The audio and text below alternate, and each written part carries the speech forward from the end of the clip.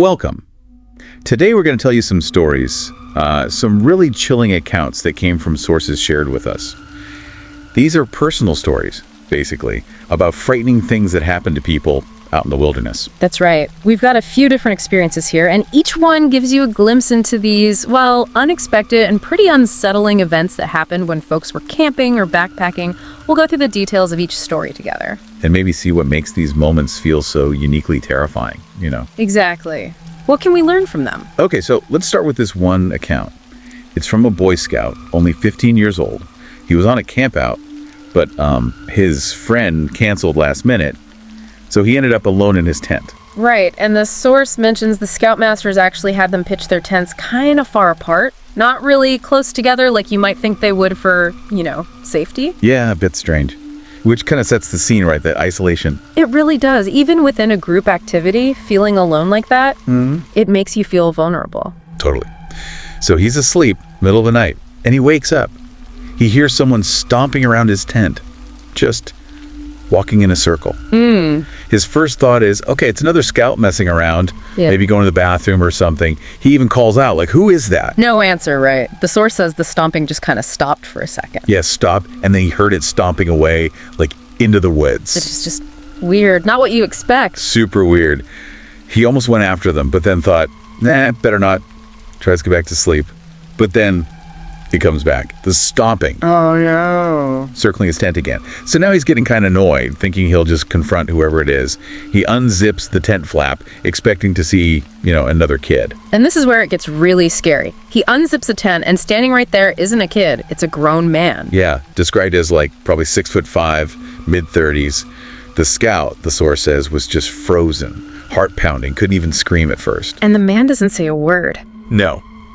Instead, he just gives this creepy smile and brings a finger up to his lips, like, shh. That silence, the non-verbal thing, that's incredibly chilling. It's deliberate, clearly menacing.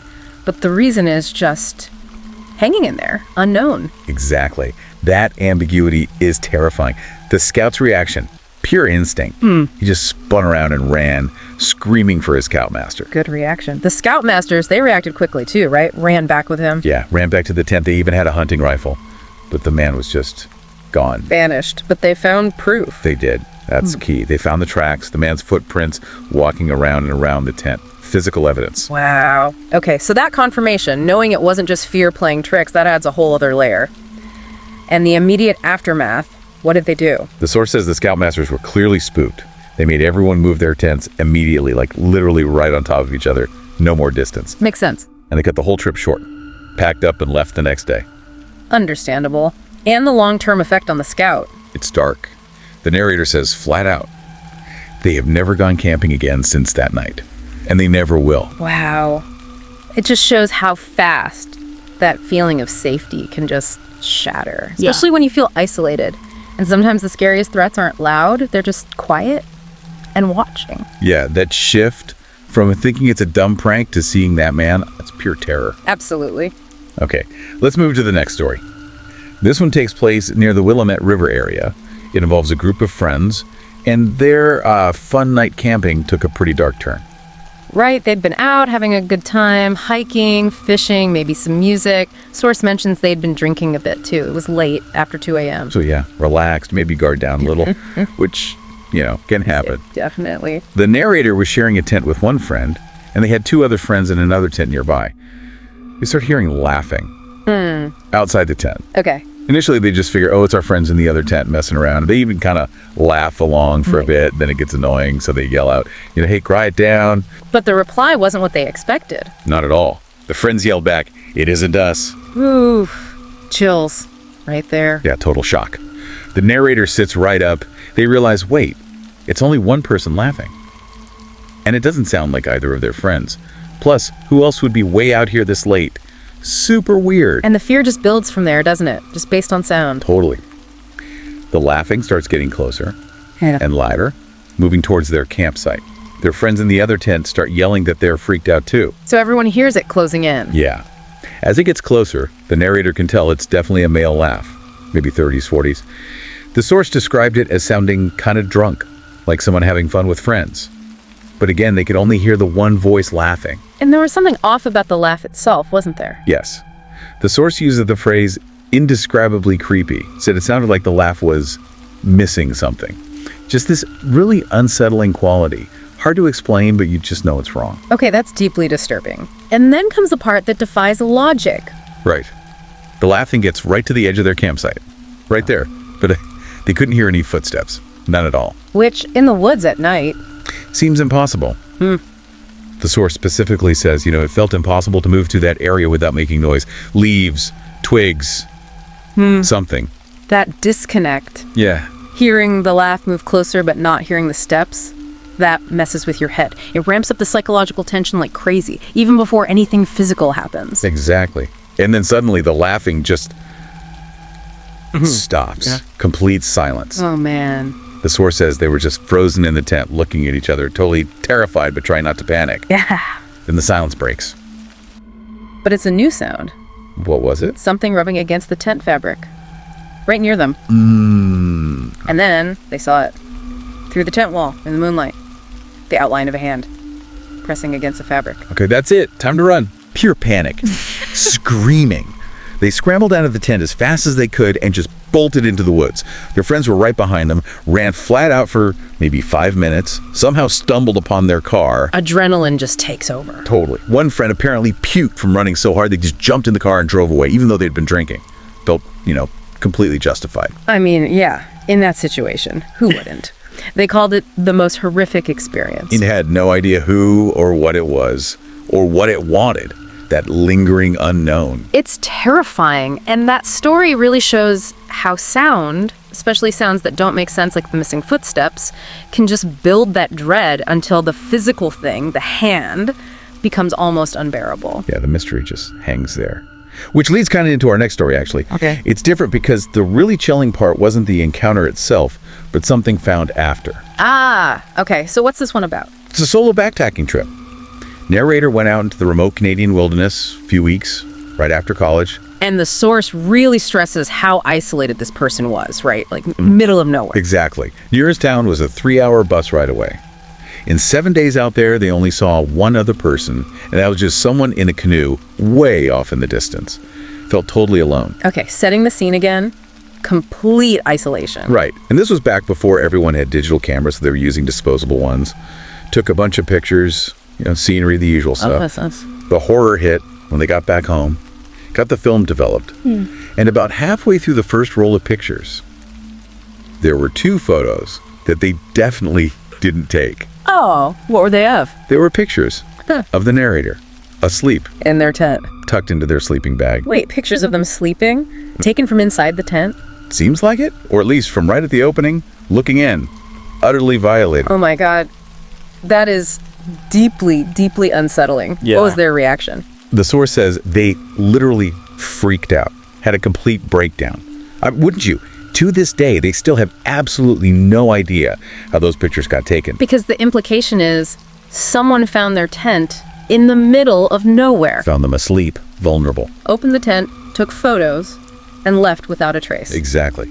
Nothing stolen, no sign of entry force, just the pictures. Proof someone was there watching them while they slept. That's possibly even more disturbing than a direct confrontation. The violation happened, and they didn't even know it until later. They carried on for days, maybe weeks, thinking they were safe and alone. But they weren't. And the complete lack of explanation, it just makes it worse. It really does. It's not just unsolved. It feels completely unsolvable. The source mentions the long-term impact too, right? Yeah, hasn't been camping since. Still sleeps with the door open and curtain shut. Has this persistent paranoid feeling that whoever took those pictures, Yeah. they're somehow still watching. Wow. That fear isn't tied to the wilderness anymore. It followed them home. It became this constant feeling of being observed, violated. That's a truly profound psychological impact. A fear that just sticks with you. Okay, our last story. This one involves a couple. Camping together for the first time, just the 2 of them, in an area one of them knew pretty well. They called it the Gorge. Okay, so familiarity with the area, but first time alone together there. Right. And they apparently got an uneasy feeling right from the start. At the trailhead, while they were getting their gear out, they saw these 2 guys the source describes as sketchy-looking dudes. Uh-oh. Yeah, the guys kind of eyed them up, then got into this old beat-up van. The narrator felt weird about it, but, tried to just shrug it off. That gut feeling again. People often try to rationalize it away. Happens all the time. So they hike back to the camping spots. The narrator knows the area, knows where the good spots are. They see someone else already camping further up on a hill. Okay. So they choose a spot down below, specifically trying to be out of sight from the person up top. Smart thinking. Except, being out of sight doesn't mean you're out of earshot. Yeah. They could hear the person up on the hill yelling. Sounded like they were yelling at someone else who was maybe back closer to the trail. So maybe not alone up there. Exactly. Then, as it starts getting dark, this guy just appears out of nowhere near their campsite. Just pops up. Yeah. And he immediately tries to sell them firewood for $10, which is ridiculous. They're surrounded by fallen wood. Okay, that's weird behavior right off the bat. Definitely. He claims they won't find much wood because the plural had already cleared most of it out over the last few weeks. Plural. Okay, red flag number 1. Or 2, maybe. What else? So they ask him, how long have you been camping out here? He says, almost a month. Yeah. Claims he's totally alone. But he just said they cleared the wood and they heard him yelling with someone. Exactly. The narrator points this out. We heard you yelling with someone and mentioned the they thing. The guy apparently got flustered, stammered a bit, and said, some dudes I know camp it over there. Like, way over on the other side of the river. Story not adding up. Not at all. Yeah. Then he goes into this whole rambling story. Says he's lonely, he's from Pennsylvania, took a bus to Lexington, now he's living in the woods. Happens to be the woods right behind where the narrator works, an area known for, homeless folks and drug issues. Claims he's been living off snakes and bugs, selling firewood, and that the couple, are the first people he's seen in weeks. Which contradicts the dudes across the river and the clearing woods story. Okay, this guy's setting off major alarm bells. Totally. The narrator knew he was lying, felt certain he wasn't alone. He even offered to show them his camp. Oh, and what was that like? The source says it clearly wasn't just for one person. There was tons of stuff, gear for several guys. Not just one dude living off snakes. Confirming he's not alone and he's lying about it. And then comes the part that really freaked them out. He tells them he likes camping up top, right where they saw that other campsite earlier. Yeah. Because, he says, up top where he could see everything and everyone. Yeah. And then he points down and shows them their own campsite from his vantage point. Says he had a straight shot view. Oh no, so he wasn't just there, he was watching them and admitting it. Exactly. Yeah. That's when unease turned into real fear. The narrator tried to politely get him to leave their sight. After he finally went back up the hill, she whispered to her boyfriend, I can't sleep here. Not with him up there, watching. They felt totally vulnerable. No gun, no knife, not even a dog. Makes complete sense. That feeling of being watched, especially after all those lies. Her boyfriend initially convinced her to just wait a little longer. Maybe he'd leave them alone. But all night long, they kept hearing noises. Twigs snapping, branches moving right around the edge of their tarp, like someone was just standing there, watching. Constantly reminded he's there. And likely not alone. The narrator was convinced it was him. They decided, okay, we have to get out. Made a plan to pack up super quietly, get our shit together, and get the hell out. Yeah. They even decided to leave their brand new tarp set up, because taking it down would make too much noise. Smart, but awful to have to leave gear behind out of fear. Yeah. So they're packed, ready to sneak away. The narrator stands up, and from up on the hill, the man's voice yells down clear as day, leaving so soon. Oh my God, he was watching the whole time. Exactly. They didn't even try to reply, just grabbed their stuff and hurried away as fast as they could. I bet. And wasn't there one last disturbing thing? Yeah. As they were getting further away, scrambling down the trail, he yelled after them, come back. Chilling. Absolutely chilling. They just ran harder. The narrator felt totally certain they'd been in real danger. Robbery, assault, maybe worse. Because his stories were lies, he clearly wasn't alone, and his background suggested he might be hiding out from something. They called the Rangers the next morning. And he got their tarp. Yep, he got their tarp. What stands out here is how ignoring those initial gut feelings, interacting with someone whose story keeps changing, how that can escalate. It goes from just sketchy to feeling like a very real, calculated threat, especially when they reveal they've been observing you the whole time. Definitely. So looking back at all 4 of these stories, what's the common thread? Well, they're all different situations, right? You've got the direct confrontation with the man by the tent, The unseen auditory thing with the laughter, the creepy discovery after the fact with the photos, and then this really unsettling interaction with the lying stranger. But they all seem to center on that feeling of vulnerability, don't they? When you're isolated or feel isolated out in these remote places, nature's supposed to feel peaceful, safe maybe, but these encounters just shatter that. Yeah, it's the unexpected human element. Someone shows up whose intentions are either totally unclear or, feel outright malicious. And you mentioned it before, but in a lot of these, the fear gets ramped up by things that just don't add up. Right. The lack of footsteps, the guy appearing from nowhere, the photos that shouldn't exist, the stories that contradict each other. That element of the unknown, the stuff that messes with your sense of reality, that makes it even more terrifying. Exactly. When things defy rational explanation in the moment, our fear response can go into overdrive. These stories are powerful reminders, I think, that while the wilderness is amazing, it's not some magic bubble immune to unsettling or even dangerous human encounters. So why is it important for us, and for you listening, to hear these kinds of stories? Well, for anyone who enjoys being outdoors, camping, hiking, they really highlight the importance of situational awareness, paying attention to your surroundings, and maybe the biggest thing, trusting your gut. Yeah, that came up a few times, that feeling that something's off. If you feel it, listen to it. It's okay to decide something isn't right and change your plans, leave an area, whatever you need to do. Don't dismiss that intuition.